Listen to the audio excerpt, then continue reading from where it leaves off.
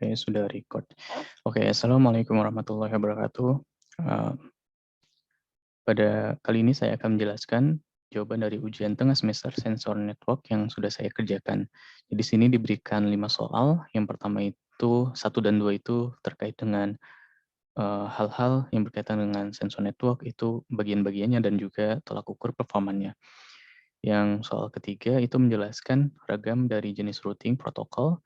Yang saya jelaskan ini berdasarkan kelompok-kelompok routing protokol. Jadi ada yang berbasiskan lokasi, bisa berbasiskan hierarchical, bisa dan lain sebagainya. Nah, yang keempat itu diminta untuk memberikan contoh aplikasi sensor network sehingga bisa terlihat implementasi dari routing protokol yang sudah dijelaskan pada nomor poin 3.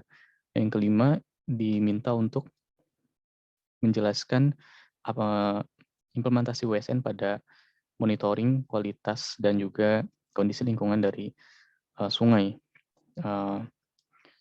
Pemantauan ini diminta diberikan spesifikasi dari sensor-sensor yang digunakannya. Mungkin untuk WSN-nya dijelaskan secara sedikit untuk nomor poin 5. Oke, langsung saja untuk jawabannya.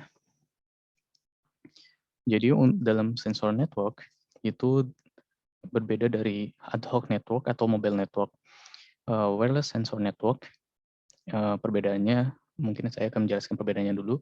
Perbedaan dari ad hoc network, kalau misalnya ad hoc network itu kemungkinan setiap node itu bisa sebagai sink dan source. Sedangkan pada wireless sensor network itu khusus ada node source dan juga ada node sink. Nah, bagian-bagian dari sensor network tadi sudah dijelaskan sink dan source. Sink node atau base station node merupakan bagian dari WSN yang berperan untuk tujuan akhir dari node source. Jadi node source akan mengirimkan data-data sensor kepada sink node sehingga data-data ini bisa diakses oleh pengguna atau user.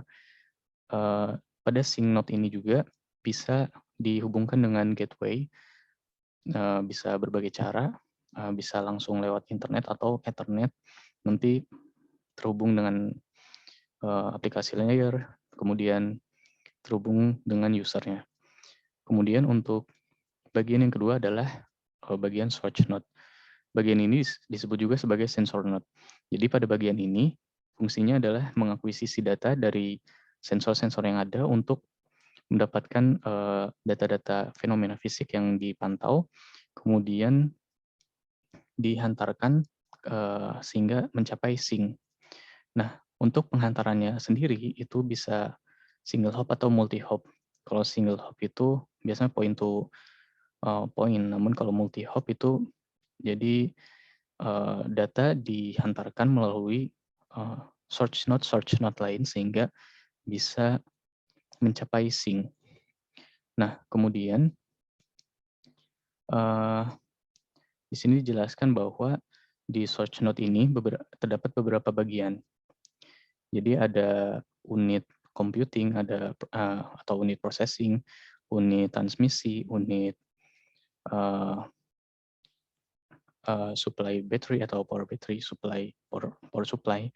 Kemudian dan unit ini nanti akan digabung menjadi suatu sensor node. Nah, di sini terdapat gambarannya. Oh ya, saya menggunakan referensi dari paper yang ditulis oleh Matin dan M. Islam. Di sini overview of wireless sensor network. Kemudian selanjutnya adalah untuk poin nomor 2. Poin nomor 2 diminta untuk menjelaskan tolak ukur atau performa yang perlu diperhatikan dalam wireless sensor network. Jadi setidaknya saya menjelaskan 7 performa yang menurut saya penting, dan mungkin sisanya juga ada, namun di sini saya akan berfokus pada 7 ini. Antara lain yang pertama adalah toleransi kegagalan atau fault tolerance. Jadi kan sensor node itu umumnya bisa dipengaruhi oleh performanya bisa dipengaruhi oleh kondisi internal ataupun eksternal. Nah, hal ini perlu diperhatikan karena apabila tidak diketahui kegagalan entah itu dari internal atau eksternal dari sensor node, itu akan menghambat transmisinya. Bahkan data yang di-request oleh sync kepada source itu bisa jadi tidak terkirim dengan sama sekali. Nah, dalam mengatasi hal ini biasanya uh, diatasi dengan routing protokol. Jadi di dalam routing protokol terdapat cara-cara agar dapat mengatur sensor net, entah itu dalam energinya atau QoS-nya dan lain sebagainya. Ini bisa saling terhubung antara performa satu dengan performa lainnya. Kemudian yang kedua adalah skalabilitas. Jadi WSN ini kan bisa terdiri atas beberapa sensor node saja ataupun dari ratusan atau bahkan ribuan sensor node. Nah, routing protokol yang harus diterapkan atau yang sedang diimplementasikan harus sesuai dengan sensor node yang ada. Jadi apabila ada penambahan node-node lain, itu diharapkan routing protokol bisa menghandle atau mengatasi dari skalabilitas dari OSN ini.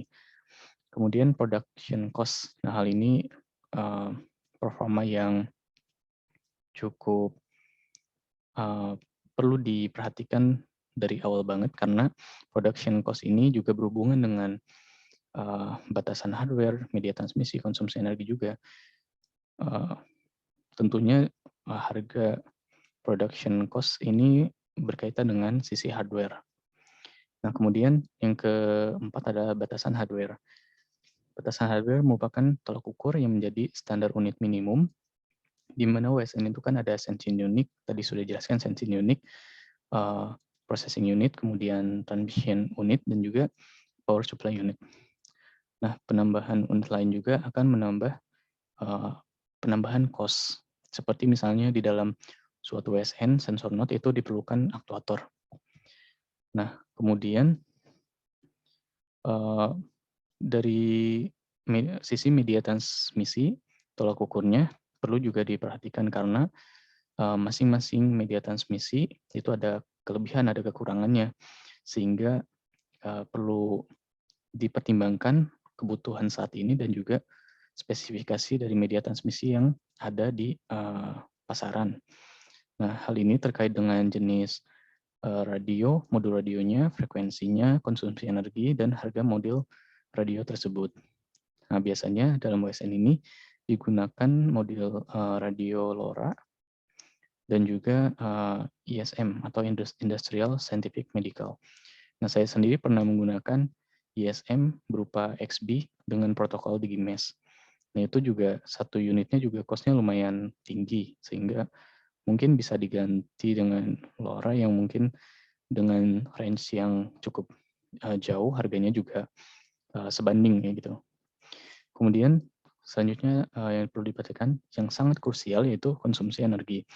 Jadi di beberapa routing protokol yang nanti akan dijelaskan pada poin 3, itu isu utamanya adalah konsumsi energi. Di mana misalnya quality of service itu kadang bisa meningkatkan konsumsi energi dari suatu sensor node. Nah, konsumsi energi ini berkaitan dengan hardware maupun software yang harus didesain untuk mengatasi isu dari energi masing-masing sensor node. Nah, secara hardware ya tadi sudah dijelaskan bagaimana spesifikasi sensor-sensor yang digunakan maupun prosesornya. Apakah prosesornya ini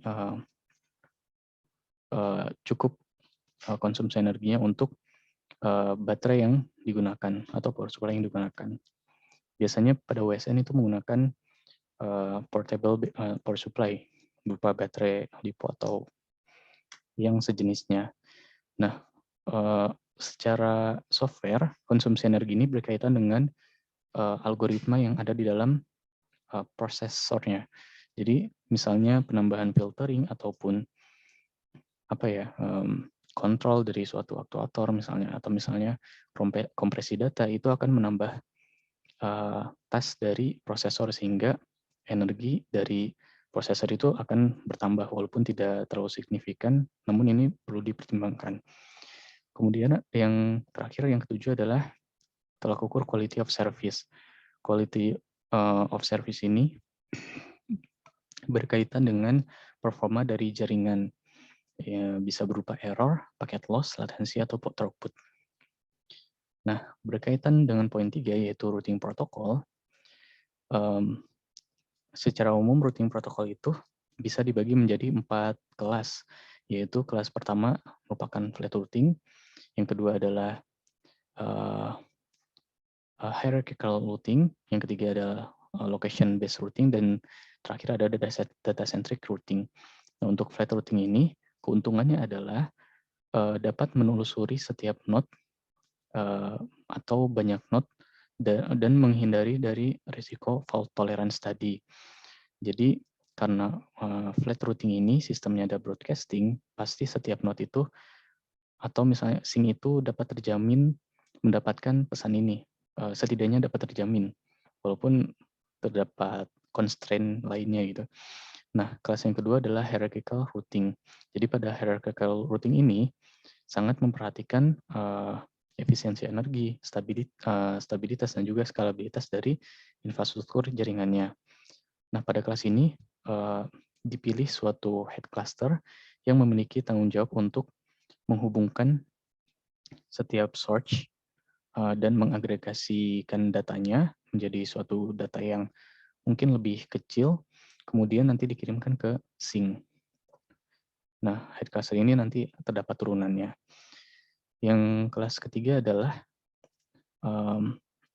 routing protokol yang bersifat data-centric. Pada routing protokol data-centric ini, setiap source merequest suatu atribut yang spesifik, disebut sebagai metadata, dengan mengekspresikan dalam suatu query yang disebut sebagai interest request. Dan yang terakhir adalah kelas keempat, merupakan routing protokol yang berbasiskan lokasi, di mana suatu jaringan dibagi menjadi region-region sehingga konsumsinya dapat lebih tereduksi lagi. Contohnya misalnya jaringan yang besar, misalnya 50 node, itu bisa dibagi menjadi 10 node berdasarkan regionnya. Artinya transmisi modul radio yang digunakan masing-masing node itu tidak, misalnya dari node 1 ke 50 itu kan energi yang digunakan itu lebih besar daripada 1 ke 2 misalnya yang lebih dekat. Maka dari itu nanti dibagi menjadi region, kemudian mungkin nanti terdapat head cluster-nya juga, nanti dikirim ke head cluster.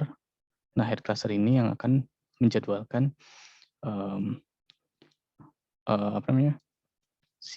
pengiriman data dari source-nya ini.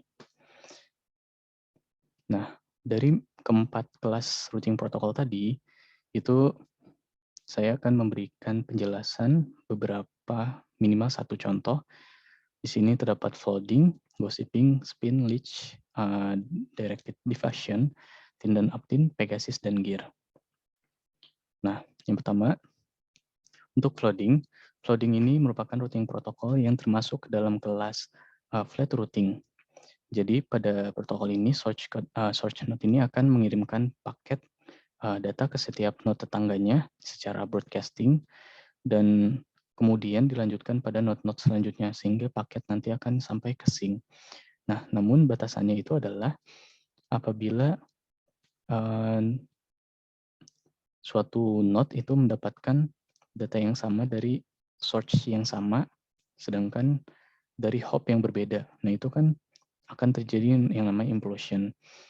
Dan juga pada routing protocol flooding ini, dia tidak memperhatikan jumlah energinya, jumlah konsumsi energi. Jadi disebut blindness resources. Kemudian, batas paket ini biasanya diatur oleh yang namanya hop count. Hop count ini menjadi batas berapa hop. Jadi data paket akan tidak akan diteruskan pada maksimal hop tertentu. Nah, keuntungan dari routing protokol flooding ini adalah skalabilitas protokol ini yang sangat fleksibel tentunya. Namun kekurangannya adalah munculnya masalah resource blindness tadi, yaitu masalah konsumsi energi dan juga implosion. Routing protokol yang kedua yang dijelaskan adalah gossiping. Jadi karena tadi flooding itu terdapat kekurangan di masalah konsumsi energi dan terdapat replikasi data di suatu node, terdapat risiko replikasi data di suatu node, maka muncullah gossiping ini. Jadi prinsip gossiping itu mirip-mirip dengan flooding, namun pengiriman data itu tidak secara broadcast ke seluruh node tetangga, namun suatu search akan memilih data node secara random kepada tetangganya. Nah, nanti gossiping ini juga terdapat turunannya, terdapat RL, gossiping, reliable location, dan lain sebagainya. Nah, dari gossiping ini intinya adalah dapat mengatasi konsumsi energi. Jadi setidaknya kalau misalnya di flooding itu misalnya terdapat 4 edge, berarti terdapat 4 kali transmisi energi. Nah, di gossiping ini misalnya bisa menjadi dua unit energi saja gitu. Karena pemilihan secara random tadi, jadi tidak membroadcast ke semuanya. Nah, pendekatan lain gossiping yang kelompok saya kemarin bahas adalah RL gossiping. Jadi prinsip dari RL gossiping ini adalah memerhatikan hop count. Yang pertama itu memperhatikan jumlah energi node tetangga, yang kedua adalah hop count-nya. Nah, terdapat 3 tahap dalam RL gossiping, yaitu initial step, kemudian information gathering step, dan routing step. Nah, pada initial step, jadi Sync akan membroadcast data metadata ya, atau pesan hello kepada semua node tetangganya dalam radius 40 meter saja. Jadi emang dibatasi oleh 40 meter saja karena namanya juga location. Nah, kemudian dilanjutkan sampai menuju search. Nah, nanti kan setiap data yang sampai ke suatu node itu hop count-nya akan bertambah. Jadi nanti setiap node itu terdapat data hop count dan juga jumlah energi yang ada saat ini. Nah, nanti data ini digunakan pada tahap kedua, yaitu tahap information gathering step. Information gathering step ini merupakan tahap di mana search yang hendak mengirimkan data ke Sync itu akan merequest data-data metadata yang ada di hop node-node tetangganya. Nah, nanti pada tahap ketiga di routing step, search ini akan memilih node dengan energi paling minimum, energi paling maksimum pada node tetangganya, sehingga data bisa dikirimkan ke node tersebut.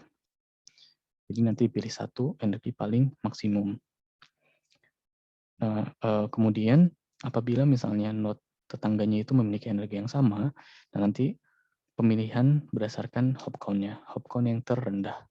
Gitu. Jadi proses tahap 2 dan 3 ini terus dilakukan sampai pakai data itu sampai ke Sync. Protokol yang ketiga adalah SPIN atau Protocol for Information via Negotiation. Nah, protokol ini termasuk ke dalam kelas data centric. Jadi kalau flooding kan flat, kemudian gossiping ini turunan dari flooding termasuk flat juga, kemudian SPIN. SPIN ini tujuannya adalah untuk mengefisiensikan proses penyebaran data pada jaringan. Nah, SPIN juga memiliki turunan protokol lainnya seperti SPIN PP atau point to point, SPIN SC yang memerhatikan energi juga, SPIN BC, dan juga SPIN RL. Nah, terdapat 3 tahapan dari SPIN. Jadi yang dijelaskan ini merupakan SPIN PP, yaitu data advertisement, kemudian yang kedua ada data requesting, dan yang ketiga ada data sending.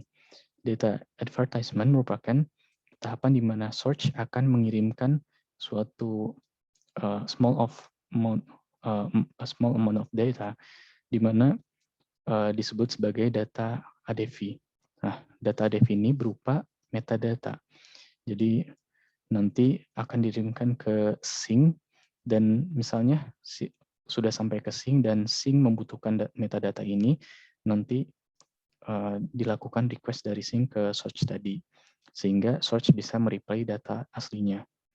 Tentunya ini dapat mengurangi konsumsi energi juga, jadi karena transmisi tadi metadata itu cukup kecil dibandingkan dengan data aslinya, sehingga konsumsi energinya bisa tereduksi juga. Kemudian routing protokol yang keempat adalah LEACH, itu Low Energy Adaptive Clustering Hierarchy. Nah, LEACH ini termasuk dalam kelas Hierarchical Based Clustering, dan tujuannya adalah untuk meningkatkan lifetime jaringan. Yang kedua adalah mereduksi konsumsi energi dari jaringan juga. Dan yang ketiga adalah menerapkan agregasi data. Nah, LEACH ini poin pentingnya adalah agregasi data ini. Jadi pada suatu jaringan nanti dalam suatu jaringan terdapat beberapa cluster yang setiap clusternya ini memiliki sebuah head cluster. Head cluster ini bertugas untuk mengagregasi, yang pertama adalah mengagregasi data dari source yang ada pada clusternya. Yang kedua adalah mentransmisikan data agregasi ke cluster head-nya. Dan yang ketiga adalah membuat jadwal berbasiskan TDMA, Time Division Scheduling. Jadi dari ketiga tugas tadi, terdapat dua fase dalam LEACH ini, yaitu yang pertama adalah setup phase dan yang kedua adalah steady state phase. Nah, pada setup phase dilakukan pemilihan head cluster atau cluster head dan juga pembentukan cluster. Pada awal pembentukan jaringan, masing-masing node itu bisa berperan sebagai head cluster, namun nanti terdapat algoritma pada waktu berikutnya yang mana akan memilih suatu head cluster tunggal. Jadi terdapat algoritma tersendiri untuk memilih head cluster ini. Dan sesudah pembentukan head cluster dan pembentukan cluster, nanti dilanjutkan ke fase steady state. Nah, fase steady state ini akan dilakukan broadcasting time slot, di mana head cluster akan membagi anak-anak clusternya untuk mengirimkan data secara periodik pada waktu tertentu saja untuk menghindari terjadinya collision data. Nah, kemudian dilakukan agregasi data juga dan pengiriman data ke sink secara periodik. Nah, yang kelima adalah routing protocol directed diffusion. The routing protocol ini termasuk dalam data-centric routing protocol juga, dan tujuan utama dari protokol ini adalah menghemat energi substansial sehingga meningkatkan lifetime jaringan. Terdapat tiga hal yang digunakan dalam protokol ini, yaitu interrace, data gradient, dan reinforcement. Nah, dari ketiga hal ini, proses protokol ini terdiri dari tiga tahapan, yaitu query broadcasting, kemudian yang kedua adalah tahap agregasi data, dan yang ketiga adalah tahap transmisi data reverse path. Nah, kemudian routing protokol ke-6 adalah TIN dan UPTIN, atau Threshold Sensitive Energy Efficient Protocols, termasuk dalam kelas Hierarchical Routing Protocol juga. Pada routing protokol ini,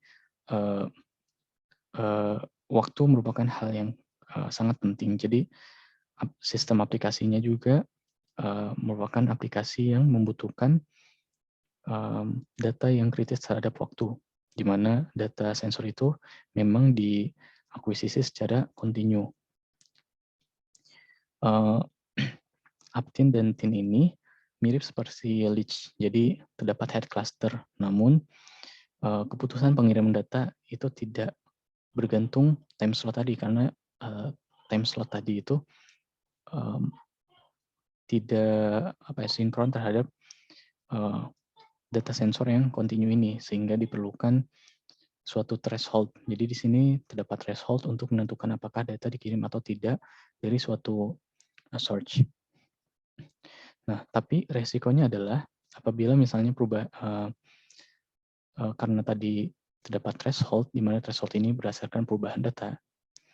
Apabila perubahan data ini tidak melewati threshold tertentu, maka data itu tidak akan pernah dikirim. Nah, ini perlu diperhatikan.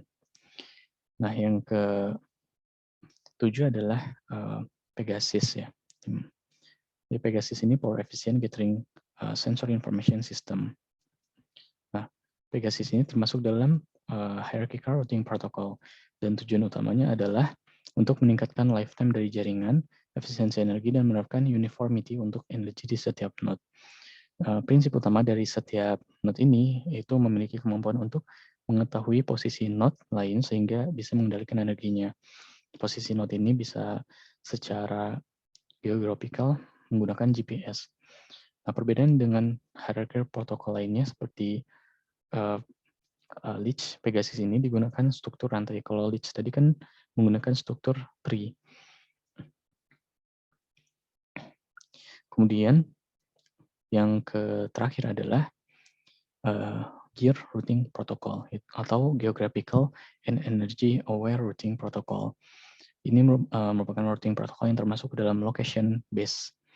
Ide dasarnya adalah untuk melakukan advertisement hanya pada region-region tertentu saja. Jadi mirip-mirip dengan directed division tadi yang melakukan advertisement. Namun kalau directed division tadi dilakukan secara keseluruhan pada jaringan, kalau pada gear ini dilakukan secara region-region tertentu saja. Nah, dan tujuan dari gear ini adalah menyeimbangkan antara energi dan juga lifetime dari jaringan. Karena tadi sudah dibagi antara region, jadi energinya juga bisa tereduksi dengan baik.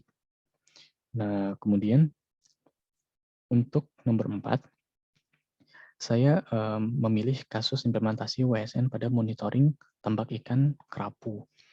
Nah, jadi pada kasus yang saya gunakan terdapat 2 tambak saja yang masing-masingnya terdiri atas 4 node search. Nah, 4 node search ini nanti akan dipilih, karena saya menggunakan Leech, akan dipilih head clusternya. Nah, di luar dari 4 node search, akan terdapat 1 node sebagai gateway dan juga sebagai sink untuk mengirimkan data ke database agar bisa diakses oleh pengguna. Topologi yang saya gunakan itu yang pertama adalah mesh network, karena pada Leech itu akan ditentukan head clusternya. Jadi kemudian routing protokol yang hendak digunakan Leech, di mana pada jaringan terbagi atas 2 cluster, yaitu cluster tambak 1 dan juga cluster tambak 2. Pada masing-masing cluster ini terdapat cluster head yang terhubung ke sink. Nah, sink ini nanti akan terhubung ke internet dan juga ke database yang mana bisa diakses oleh user. Nah, pada masing-masing search node ini atau sensor node ini akan dipasang oleh sensor fenomena lingkungan tambak, yaitu antara lain parameter pH, suhu atau temperatur air, dan kadar amonia dari tambak itu.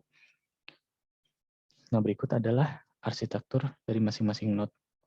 Jadi terdapat power unit, kemudian masing-masing sensor yang dihubungkan dengan ADC, dan nanti terhubung dengan processing unit. Kemudian di sini ada transmission unit, berupa transceivernya. Nah, berikut adalah arsitektur yang saya rancang. Jadi nanti mungkin di sini node, jadi total terdapat 9 node, di mana 1 node sink dan sisanya terdapat cluster-cluster. Jadi misalnya algoritma clustering itu memilih node 4 sebagai cluster head, maka node 2, 1, dan 3 ini akan secara mekanismenya akan mengirimkan data secara periodik sesuai time slot-nya berdasarkan scheduling TDMA tadi kepada cluster head. Nanti cluster head akan mengagregasi data-data tersebut, kemudian mengirimkan data ke node sink. Begitu juga dengan cluster tambak 2 ini. Nah, ini nanti karena ini mesh network, ini tidak digunakan, jalur ini tidak digunakan, ini juga tidak digunakan. Jadi yang digunakan adalah jalur yang ini saja. Kemudian untuk nomor 5 mana? Oh, ini kayaknya tertimpa. Nah, ini.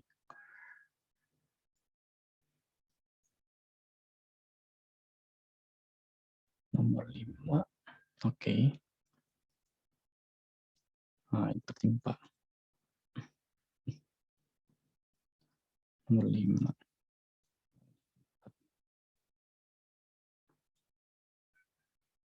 Nah, pada nomor 5, pada kasus ini diminta implementasi WSN pada sistem monitoring sungai.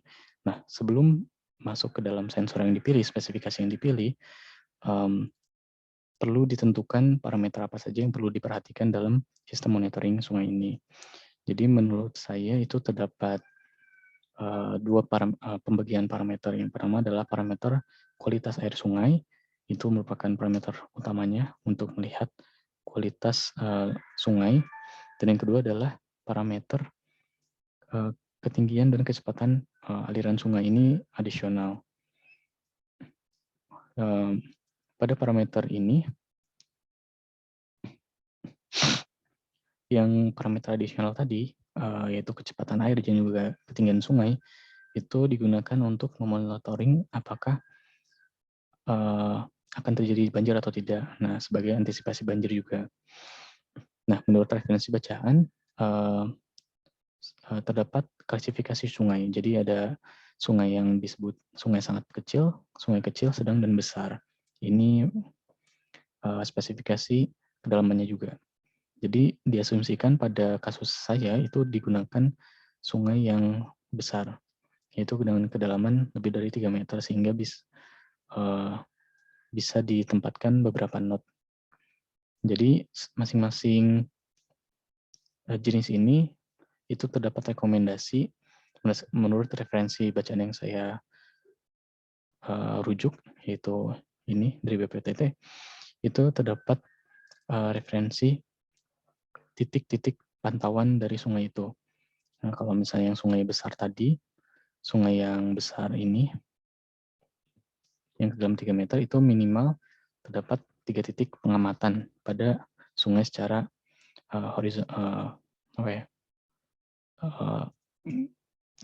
horizontal ya, secara horizontalnya atau pemotong.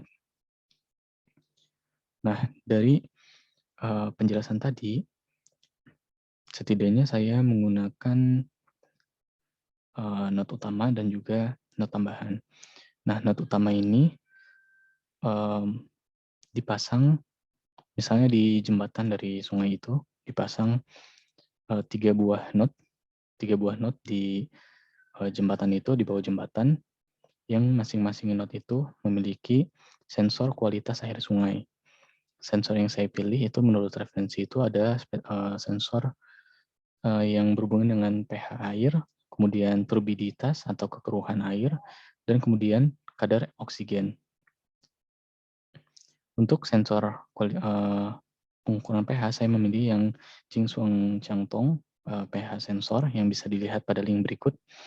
Nah, ini memiliki range yang cukup baik, yaitu 0 sampai 14 skala pH, resolusi 0,01, akurasi 0,5 pH, dan konsumsi daya itu kurang dari 0,15 watt. Ini cukup rendah ya. Kemudian untuk spesifikasi pengukuran turbiditas itu menggunakan sensor dengan merek yang sama, yaitu turbidity sensor dari merek tersebut dengan range 0 sampai 100 NTU, akurasi 5% atau 3 NTU, plus minus 3 NTU.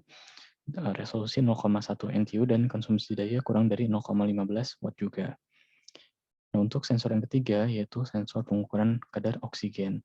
Sensor yang dipilih adalah oksigen sensor dengan memiliki range 0, sampai 20 mg per liter, kemudian mgl ya, mgl, resolusi 0,01 mgl, dan juga presisi plus minus 2 dari Fuscareng. Nah, konsumsi dayanya adalah kurang dari 0,5 watt. Ini cukup bagus. Nah, ini ketiga sensor ini merupakan industrial sensor. Kemudian untuk not tambahannya, rencana mungkin not tambahan akan dipasang pada salah satu sisi sungai saja. Nah, ini not tambahan ini berhubungan dengan parameter ketinggian permukaan air dan juga kecepatan air serta aliran sungai. Nah, sensor yang dipakai adalah radar RQ30 ADMS.